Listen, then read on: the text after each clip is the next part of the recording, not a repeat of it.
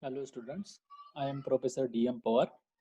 In today's session, we are going to solve a numerical to design the shaft based on ASME code. So let's have a look on a numerical. A transmission shaft supporting a spur gear B and pulley D as shown in figure.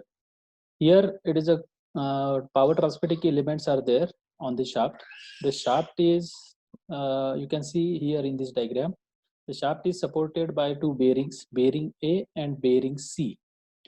Uh, the power transmitting element like gears, it is a spur gear placed at point B, and second power transmitting element is a pulley that is used for the belt drive purpose.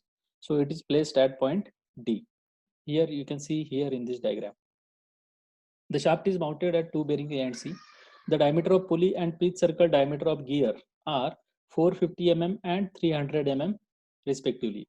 The diameter of pulley is 450 mm and pitch circle diameter of gear spur gear is 300 mm. It is given in the numerical. The pulley transmit 20 kilowatt power at 500 rpm to gear.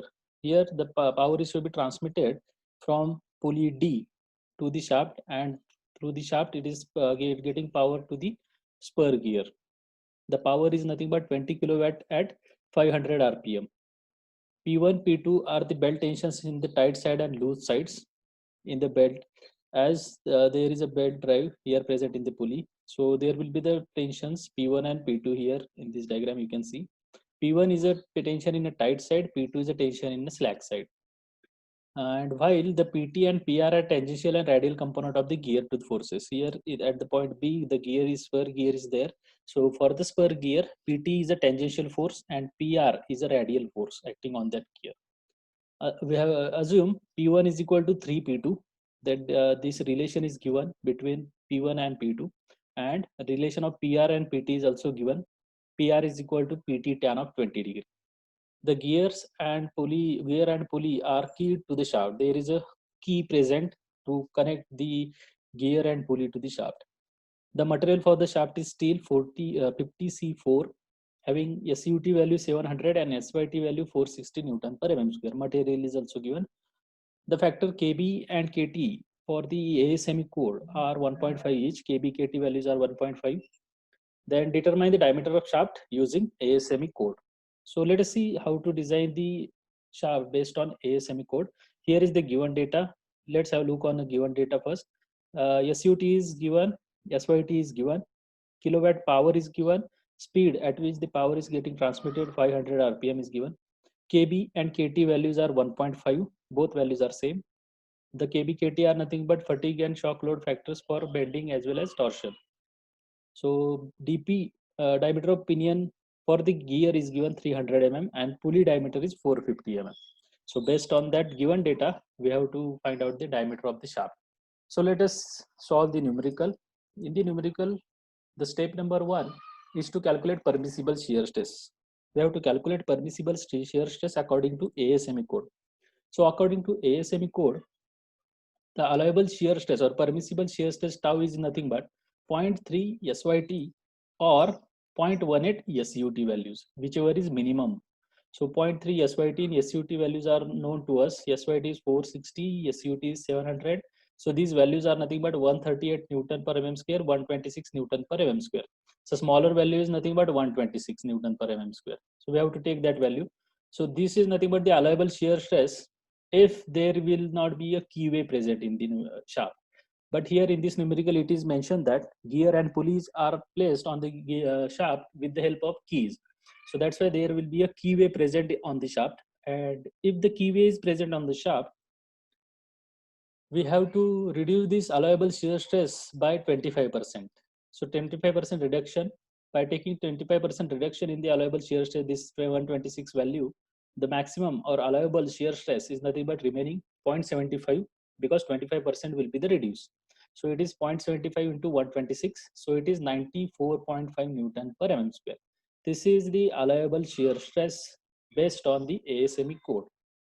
Then second step, we have to calculate the torsional moment. Let us see how to find out the torsional moment. As the power is given in the numerical and RPM is also given, where the shaft is going to rotate. So this, based on that power and RPM, we can calculate the torsional moment easily.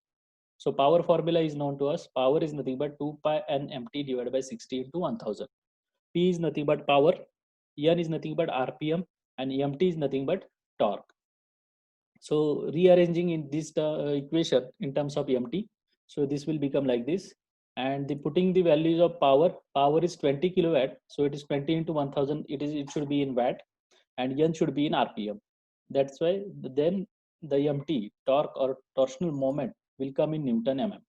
So this is 381,971.86 Newton mm. This is the torsional moment on the shaft. The step number 3 is to calculate bending moment.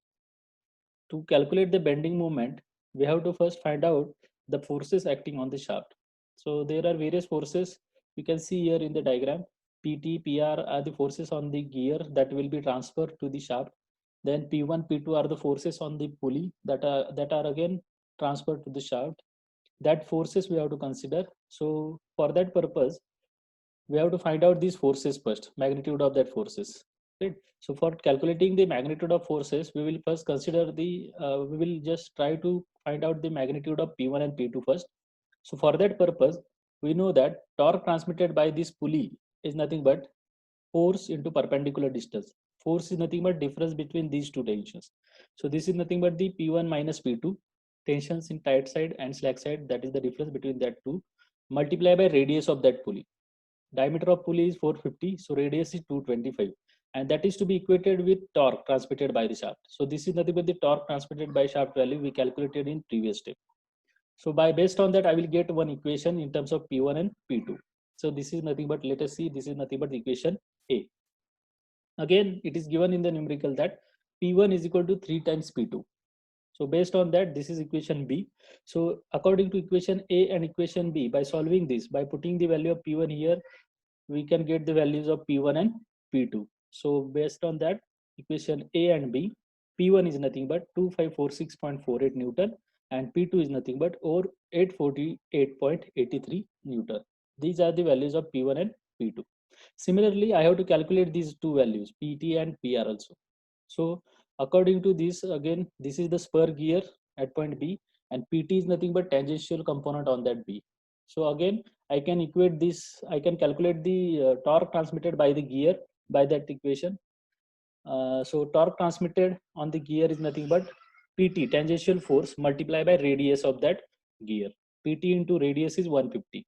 So that is to be again equated with this torque value, torque of the on the shaft. Here you can see these both values are same. So based on that, we can calculate PT. So PT is nothing but 2546.48 Newton, and this is given in the numerical. PR is equal to PT tan of 20 degree. So based on that, I will put the value of PT here to calculate the value of PR. So PR, radial force of the gear, is nothing but 926.84. So based on that's how we can calculate the total forces acting on the shaft. Now, after knowing the forces, we have to draw the free body diagram for vertical plane as well as horizontal plane, because you can see there are P1, P2 forces are acting downward, right? So total force at point D is nothing but, you can see here according to this equation. So P1 and P2 are in same direction, and it is acting at point D only. So total force acting is nothing but P1 plus P2. Here it is nothing but the addition is 339.31. So this is 339.31, you can see here at point D. And PR is nothing but vertically downward force acting at point B. It is acting a radial component of spur gear. So it is acting at point B. So you can see the PR value is 926.84. Here in this diagram, 926.84. That is nothing but the PR, vertical force on the gear. So, and reaction A and C are nothing but bearings. So reaction at bearing are nothing but RA vertical and RC vertical. This is the free body diagram for vertical plane. Similarly, we have to calculate, we have to draw the free body diagram for horizontal plane also. So in the horizontal plane, there is only one horizontal force is there, PT. PT is nothing but a horizontal force that is acting perpendicular to the axis and at point B. So again, this is nothing but the horizontal force 2546. We have calculated the value of PT here. So 2546 is force acting at the gear, and reaction at A horizontal and reaction at C horizontal. These are the bearing reactions at A and C respectively. So that's how we have drawn the free body diagram, and based on that free body diagram, next step is to find out these reactions, reaction at A vertical, horizontal, as well as reaction at C vertical and horizontal. So let us see how to find out that reaction. Let us consider the vertical plane first. This is the vertical plane diagram, free body diagram. Distances are also given 400, 400 and 400. So based on that, we have to find out this reaction at A and reaction at C for vertical plane. So to calculate the reaction, we will use two equations. The first equation is summation of all vertical forces is equal to 0. There are four forces acting at each and every point. So we will take the summation of this. So this summation is nothing but Ra vertical. I will take the downward force as a positive force, upward force as a negative force. You can take any sign. If the downward force is negative and upward force is positive, we have taken, then it is also no issue about that. So just we have to consider the summation of all forces must be equal to 0. So for that purpose, Ra vertical plus 926, here you can see, minus Rc vertical, this value, this is minus because it is going upward, and again this is downward 3395, 339 and that is equal to 0. So by this equation, by solving this, Ra vertical minus Rc vertical value plus this one is equal to 0. This is equation number 1, or this is equation A. For second equation, I will take a moment of all the forces about point A, that is equal to 0 for equilibrium condition. So moment, to take the moment, we have to consider these three forces. So force into perpendicular distance, that will be the moment. So I will take the clockwise moment positive here. So 926.84 multiplied by distance is 400, that is clockwise moment, so it is positive. Again 3395.31 multiplied by total distance is 1200. Again it is a clockwise moment, so I will take this positive plus sign. And RC vertical multiplied by distance, that will be the anti-clockwise moment. So I will take minus RC vertical into distance 800. By solving this equation, I will get the value of RC vertical. That value is nothing but 5556.39 Newton. By putting this value RC vertical in equation A, I will get the value of RA vertical. So by solving this equation A and B, the RA vertical value becomes 1234.24. Now I will draw a complete diagram like this. So this is the free body diagram of vertical plane with reactions. So you can see the reactions 1234 is RA vertical and 5556.39 is RC vertical. We have calculated here. Similarly, we have to find out the reactions in horizontal plane also. Let us see the horizontal plane here. So we have to calculate the reaction bearing. So for that purpose, first equation I will get by the summation of all the forces is equal to 0. So Ra horizontal plus minus, this is minus downward force, so 2546.48 plus Rc horizontal. Here you can see in this equation I will consider the vertically upward force is positive and vertically downward force is negative. So this is equation A, Ra horizontal plus Rc horizontal, that is here must be the Rc horizontal, that is equal to 2546.48. That is equation A. Second equation I will get by this equation, by this moment about point A is equal to 0 for equilibrium condition. So moment of these forces are nothing but 2546.48 multiplied by distance is 400. This is clockwise moment positive, and second is Rc horizontal multiplied by this total distance 800, and this is anti-clockwise moment, so this is negative, and that is equal to 0. So in this equation, Rc horizontal is only unknown thing.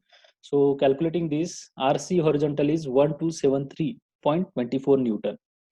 By knowing this value, I will put this value in equation A to get the value of Ra horizontal. From equation A and B, the Ra horizontal is 1273.24 Newton. So these are the reactions, and this is nothing but the complete free body diagram for horizontal plane. So based on that reactions, now I will calculate the bending moments. So let us see, this is nothing but the for vertical plane. We will calculate the bending moment in vertical plane as well as in horizontal plane. So a bending moment at B in vertical plane is nothing but, to calculate bending moment at B, we have to consider either side forces, either for the left side or either or right side forces. So here there is only one force in left side. So I will consider this left side force. So left side force 1234.24 multiplied by distance is 400. That is bending moment at point B in vertical plane. So this value is 493.692 Newton mm. Similarly, bending moment at C point in vertical plane, I will consider this force 3395.31 multiplied by distance. So you can see here.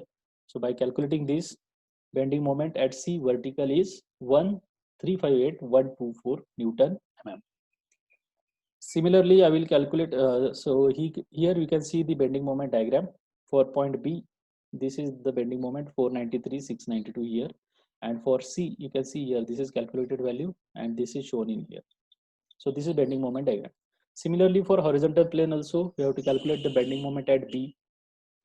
So bending moment at B in a horizontal plane is, again the force is 1273.24 multiplied by distance is 400. So this is nothing but the bending moment at B horizontal. The value is 509.296 Newton mm. Now you can see here bending moment at B. Here at the right side there will not be any forces. So as on the right side the forces are nil.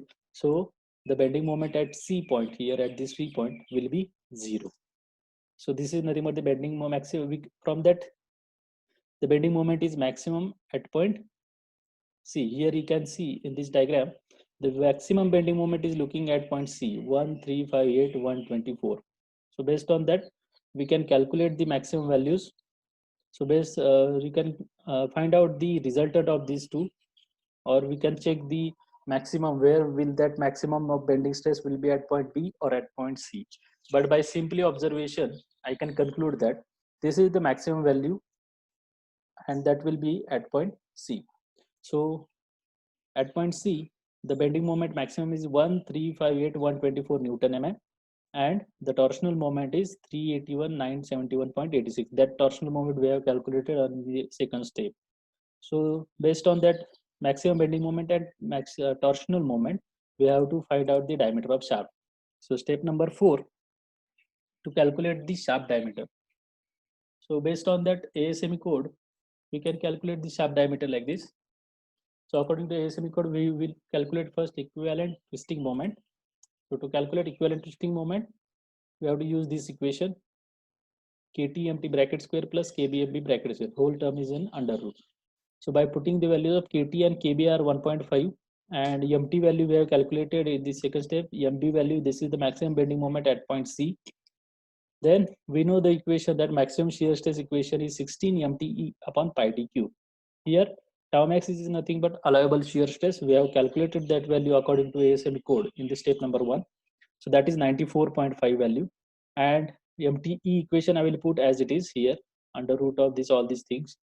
And here in this equation you can see that diameter is only unknown thing. So solving this equation I will get the diameter of shaft as 48.5 mm. So that's how we can design the shaft based on ASME code.